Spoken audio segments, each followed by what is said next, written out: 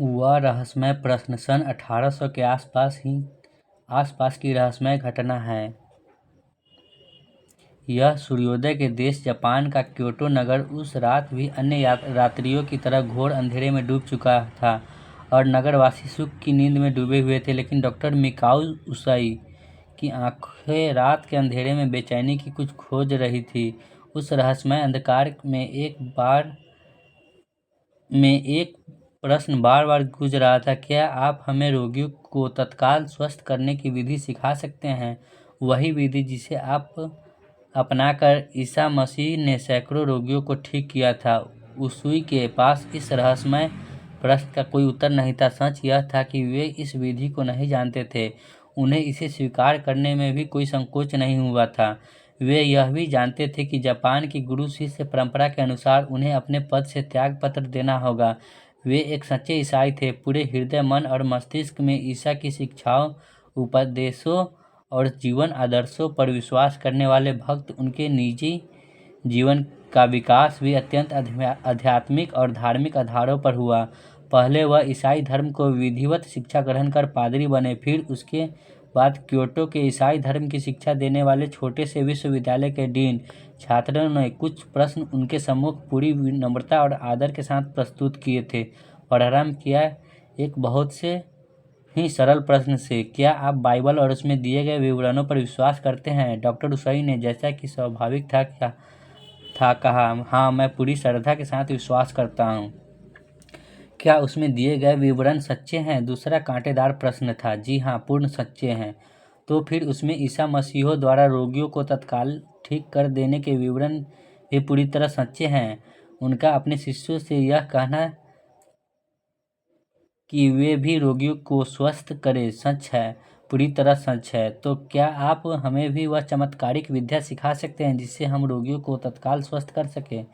इस प्रश्न ने डॉक्टर उसूई को एक क्षण के लिए हतप्रभ सा कर दिया। वह अपने को ईसा मसीह का एक सच्चा अनुयायी मानते थे, अतः छात्रों को उनसे चमत्कारिक उपचार की जानकारी रखने की आशा करना स्वाभाविक था। लेकिन वह यह विद्या जानते नहीं थे क्या उत्तर दे। इस ऊहापोह से उबरते हुए उन्होंने विनम्रतापूर्वक अपने अज्ञान को स्वीकार कर लिया। लेकिन अब एक नया प्रश्न उसके सामने मुंह बाएं खड़ा था। जापान की पुरानी परंपरा के अनुसार, जो उस समय भी मान्य थी, उन्हें अपने छात्रों को शिक्षा देने का अधिकार नहीं रह गया था, क्योंकि जो कुछ वह पढ़ा रहे थे उसकी पूर्ण जानकारी उनके पास नहीं थी। और उस रात उसूई ने एक महान निश्चय कर डाला, एक ऐसा निश्चय जो आगामी समय में एक नवीन आध्यात्मिक चिकित्सा प्रणाली का सूत्रपात करने जा रहा है। उन्होंने उस चमत्कारिक साधना विधि को पता लगाने और उसमें सिद्धहस्त होने का निश्चय किया, जिसके द्वारा ईसा मसीह रोगियों का तत्काल स्वस्थ कर देते थे। आशा और विश्वास के प्रकाश से रात का अंधकार दूर भगाने लगा था।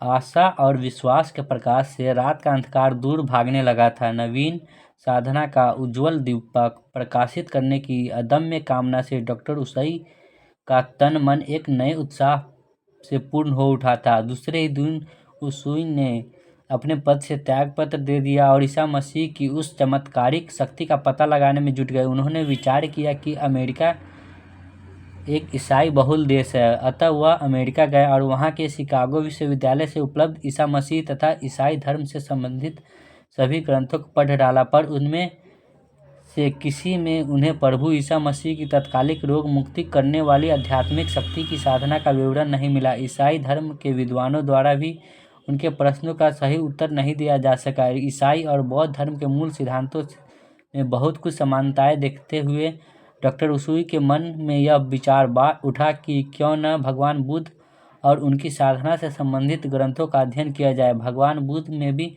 रोगियों को तत्काल स्वस्थ करने की चमत्कारिक शक्ति थी और उन्होंने इस शक्ति द्वारा बहुत से लोगों को स्वास्थ्य लाभ प्रदान किया था। इस विचार ने उन्हें पुनः जापान लौटने के लिए प्रेरित किया। जापान जाकर वह बौद्ध मठों के प्रमुख पुजारियों और विद्वानों एवं दार्शनिकों से मिले। उनके एक परिचित बौद्ध भिक्षु और मठाधीश ने उन्हें बौद्ध धर्म के जापानी कमल सूत्रों को पढ़ने का सुझाव दिया। बौद्ध धर्माचार्यों का कहना था कि अब सारा ध्यान मन की ऊर्जा मन की ऊर्जा को स्वस्थ करने पर दिया जाता है। शारीरिक ऊर्जा उतनी महत्वपूर्ण नहीं है। अपनी इस कठिन खोज के दौरान उन्हें एक जैन मठ में एक वृद्ध धर्माचार्य ने बड़ा उत्साहित किया। उसने कहा कि जो चमत्कार भगवान बुद्ध कर चुके हैं, निश्चय ही वह पुनः किया जा सकता है। तुम अपनी खोज जारी रखो। उनके एक परिचित बौद्ध भिक्षु और मठाधीश ने उन्हें बौद्ध धर्म के जापानी कमल सूत्रों को पढ़ने का सुझाव दिया।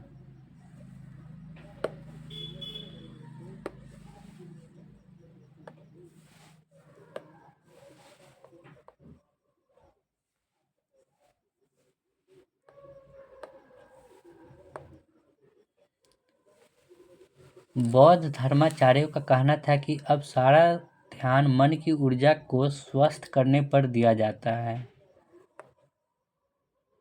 शारीरिक ऊर्जा उतनी महत्वपूर्ण नहीं है।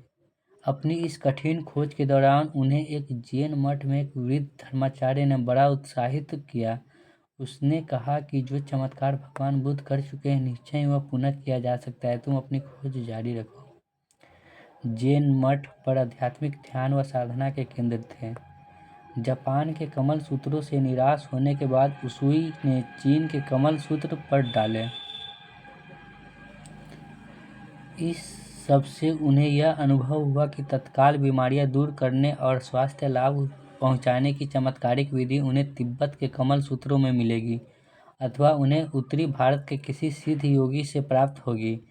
इस सबके लिए संस्कृत का ज्ञान आवश्यक था, अतः उन्होंने संस्कृत पढ़ी और फिर उत्तर भारत के पर्वतीय स्थलों की ओर जाने का योजना को पूरा करने में लग गए।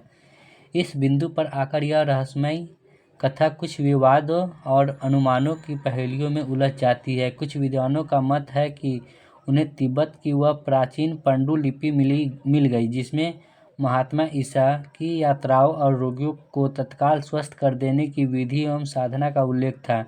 ऐसे विद्वान भी हैं जो प्रमाण सहित यह सिद्ध करने का प्रयत्न करते हैं कि डॉक्टर उसूई भारत आए थे और उन्होंने हिमालय पर जाकर किसी सिद्ध योगी से इस चमत्कारिक रोगी निवारण पद्धति को सीखा था। कुछ जीवनी लेखक के अनुसार यह पद्धति उन्हें तिब्बती कमल सूत्रों के अध्ययन करने से प्राप्त हुई थी। कुछ भी हो, वास्तविक तथ्य यह है कि डॉक्टर उसूई ने अथक परिश्रम करने के बाद उस चमत्कारिक साधना का पता लगा लिया।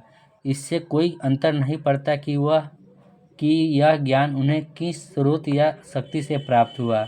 जब वह अद्भुत चमत्कार घटित हुआ, साधना की इस विधि की जानकारी पाकर उसूई हर्ष, आनंद और उत्साह से भर उठे कि वह जैन मठ के उस धर्माचार्य से मिलने गए जिन्होंने उन्हें उत्साहित किया।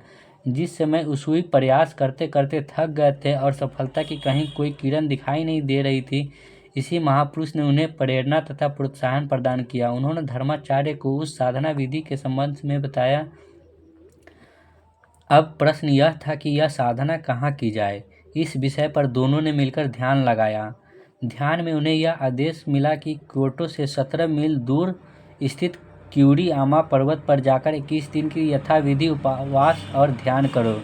उसूई ने इस आदेश का शिरोधार्य कर क्यूरीयामा पर्वत की ओर प्रस्थान किया। वहां उन्होंने 21 दिनों की गणना के लिए 21 पत्थर अलग रख लिए। पर्वत पर चारों ओर दिव्य शांति का वातावरण था। साधना के मार्ग में किसी प्रकार की बाधा नहीं थी। उसूई नए उत्साह से अपनी साधना में मग्न हो गए। एक एक करके 20 दिन व्यतीत हो गया।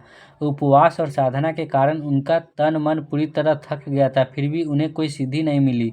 21वें दिन नित्य की तरह पूर्व की ओर मुख करके उन्होंने परमात्मा से मार्गदर्शन देने के लिए प्रार्थना की और साधना के लिए बैठ गए। उसी समय उन्हें आकाश में एक दिए की लौ जैसी नन्ही सी ज्योति दिखाई दी। वह ज्योति तीव्रता से उनकी ओर आने लगी। जैसे जैसे वह समीप आती जा रही थी, उसका आकार बढ़ता जा रहा था। उसे देखकर उसूई की भय लगने लगा। उनका मन हुआ कि साधना छोड़कर उठ खड़े हो और भाग निकले, लेकिन तभी उनके मन में यह विचार जागा कि संभव है यह कोई आध्यात्मिक शक्ति या दिव्य आत्मा हो जिसे परमात्मा ने उनकी प्रार्थना सुनकर भेजा हो। अनेक वर्षों के अटूट प्रयत्नों और लंबी साधना के बाद ऐसे महत्वपूर्ण अवसर पर भाग निकलना उचित नहीं है। इस विचार ने उन्हें वहीं बैठे रहने की प्रेरणा दी। उन्होंने विचारा कि यदि कुछ खराब या अनिष्ट होता है तो वह उनकी मृत्यु से अधिक क्या हो सकता है। और मृत्यु तो एक न एक दिन आनी ही है, फिर क्यों न बैठा रह जाए। उन्हें यह विचार अच्छा लगा और वे अपने आसन पर दृढ़ता से जमे रहे। तभी प्रकाश की वह ज्योति आई और भवों के मध्य में, जहाँ योगियों के अनुसार आज्ञा चक्र होता है, आकर टकराई। संपूर्ण ज्योति पुंज भूमध्य दोनों भवों के मध्य में लीन हो गया। उन्होंने आंखें बंद कर ली, फिर भी उन्हें ऐसा लगा मानो लाखों इंद्रधनुषी बुलबुले उनके चारों ओर बिखरे हुए हैं। इन बुलबुलों में कुछ प्रतीक थे। जब उन्होंने प्रत्येक प्रतीक पर चिंतन किया तो उन्हें उनकी सुसंगतता और उनके प्रयोग का ज्ञान प्राप्त हो गया। वह एक नवीन आनंद और शक्ति से भर उठे। उन्हें ऐसा प्रतीत हुआ जैसे वह आकाश में तैर रहे हों तथा एक नई शक्ति से भर उठे हो। उनकी चेतना ब्रह्मांडीय चेतना में लीन हो गई। अंततः डॉक्टर उसुई को अपनी कठोर साधना का फल रेकी के रूप में प्राप्त हुआ। तभी उनकी अंतरात्मा से आवाज़ आई, तेरी साधना पूर्ण और सफल हुई, जा और इसका सदुपयोग कर। हर्ष एवं उत्साह से डॉक्टर उसुई का तन मन भर उठा। जैन धर्माचार्य को अपनी सफलता का संदेश के लिए वे पहाड़ से नीचे की ओर भागने लगे। उन्हें अपने शरीर की शक्ति अनुभव कर आश्चर्य हो रहा था। कहाँ जब वह प्रातःकाल अपनी साधना पर बैठे थे तो 20 दिन से भोजन न करने के कारण शारीरिक और मानसिक कमजोरी अनुभव कर रहे थे, परंतु साधना सिद्ध हो जाने के बाद उनमें अपार शक्ति आ गई थी। इस शक्ति को देख और अनुभव कर वे आश्चर्यचकित थे। वास्तव में यह चमत्कार ही था। तीव्र गति से पहाड़ के नीचे उतरकर सड़क पर आकर वे एक छोटे से भोजनालय की ओर बढ़े कि तभी पत्थर के एक टुकड़े से उनके पैर के पंजे में चोट आ गई। खून बहने लगा, घाव में दर्द होना शुरू हो गया। डॉक्टर उसुई ने बैठकर अपने घाव को स्पर्श किया और उसे देखने लगे। कुछ ही मिनटों में घाव अपने आप ठीक हो गया। खून बहना और दर्द होना भी बंद हो गया। उसुई अपनी इस नई उपलब्ध शक्ति का चमत्कार देखकर आश्चर्यचकित रह गए। अपनी नवीन सिद्धि के लिए परमात्मा के प्रति आभार से भरे हुए वे उस छोटे से भोजनालय या कहिए ढाबे में पहुंचे। उन्हें जोरों की भूख लग रही थी। ढाबे की हालत अच्छी नहीं थी। स्पष्ट था कि ढाबे का मालिक बहुत गरीब था। उन्होंने उससे पूरा भोजन लगाने के लिए कहा। ढाबे वाला उनकी सन्यासियों जैसे वेशभूषा व बढ़ी हुई दाढ़ी को देखकर बोला, लगता है आप अपनी लंबी साधना से अभी उठे हैं। पूरे भोजन की जगह सब्जियों का शोराब पीजिए, वह आपके स्वास्थ्य के लिए ठीक रहेगा, वरना आपको अपच हो जाएगी। उसुई ने विनम्रतापूर्वक कहा, आप मेरी चिंता नहीं करें और भोजन की थाली शीघ्र लगवा दें। ढाबे वाले ने अपनी पोती को आदेश दिया कि वह ग्राहक के लिए खाने की थाली लाए। थाली आने पर उसुई ने बिना किसी कष्ट के पूरा भोजन ग्रहण किया। चमत्कार की बात यह कि इतने लंबे समय तक उपवास रहने के बाद भी उन्हें कुछ नहीं हुआ। डॉक्टर वैद्य और लंबा उपवास रखने वाले भली भांति जानते हैं कि इस प्रकार 20 दिन तक निराहार रहने के बाद भोजन ग्रहण करना कितना नुकसान पहुंचा सकता है। लेकिन यह उस साधना सिद्धि का ही प्रताप था कि डॉक्टर उसुई पूरा भोजन करने के पश्चात ही पूरी तरह स्वस्थ एवं प्रसन्न रहे। तभी ढाबे वाले की पोती ने बताया कि उसकी दाढ़ में कई दिनों से दर्द हो रहा है और धन की कमी के कारण वह अपना इलाज किसी दंत चिकित्सा से नहीं करा पाई। उसुई ने उसे पास बुलाकर सचमुच उसका एक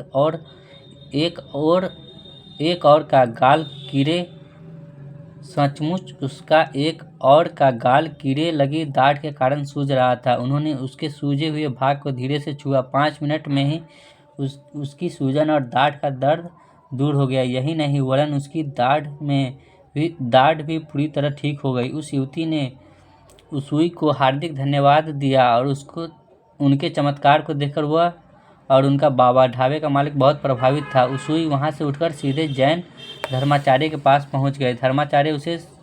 धर्माचार्य उस समय गठिया रोग से बुरी तरह ग्रस्त थे। उनके शरीर के जोर में भीषण पीड़ा हो रही थी। उसुई ने उन्हें अपनी साधना की सफलता का संदेश सुनाते हुए उनके शरीर के सभी पीड़ित अंगों को स्पर्श किया। उसुई के हाथ का चमत्कार स्पर्श पाते ही पीड़ा और सूजन कम होने लगा। 8-10 मिनट में धर्माचार्य पूरी तरह स्वस्थ हो उठे। उन्होंने उसुई को बधाई देते हुए कहा कि अब वह अपनी मनोवांछित कामना पूरी करे तथा दीन दुखियों की रोगों का निःशुल्क उपचार करें, परमात्मा उन्हें अवश्य सफलता प्रदान करेगा।